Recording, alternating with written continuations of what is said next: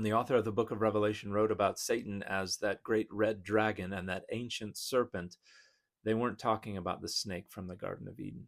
Hey everybody, I'm Dan McClellan. I'm a scholar of the Bible and religion. And yesterday on a video of mine, someone posted this question. Hi Dan, can you explain in a video about the connection of the snake in the garden with "and that great dragon was cast out," that old serpent who is called the devil and Satan, who seduceth the whole world? This is in Revelation chapter 12, and it's talking about a great red dragon with 7 heads, that ancient serpent who is called the devil and Satan. And it's not the snake from the Garden of Eden. It's actually an earlier serpent, namely Leviathan. And we know this because there's only one passage in all the Hebrew Bible, at least in its Greek translation, that uses both the word ophis, serpent, and drakon, dragon, in reference to a specific entity. And that's Isaiah 27:1, which quite explicitly is about Leviathan.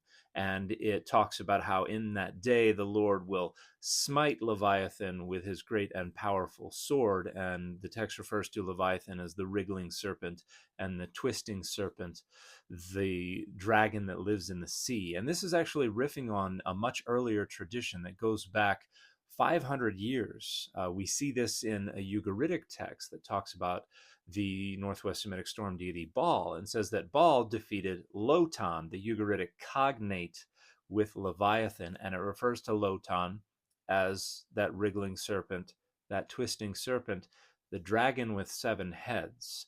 And we know that within the Hebrew Bible tradition, Leviathan was understood to have multiple heads because it says so in Psalm 74, where the defeat of Leviathan and the crushing of the snake's many heads is attributed to Adonai again.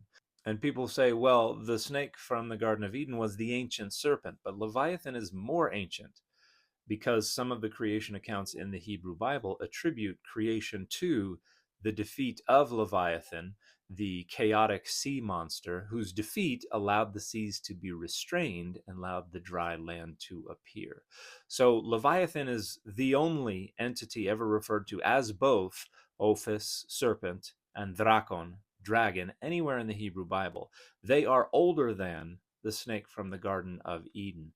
They are the only serpent and dragon that is referred to in the Hebrew Bible as having more than one head. And there's no connection between the snake from the Garden of Eden and Satan anywhere at all in the Bible. So very clearly, Revelation 12 and 20 are referring to Leviathan as the devil, Satan, that great red dragon, that ancient serpent. The identification with the snake from the Garden of Eden wouldn't happen until well after the entire Bible had been completed. And the fit for this video is the man without fear.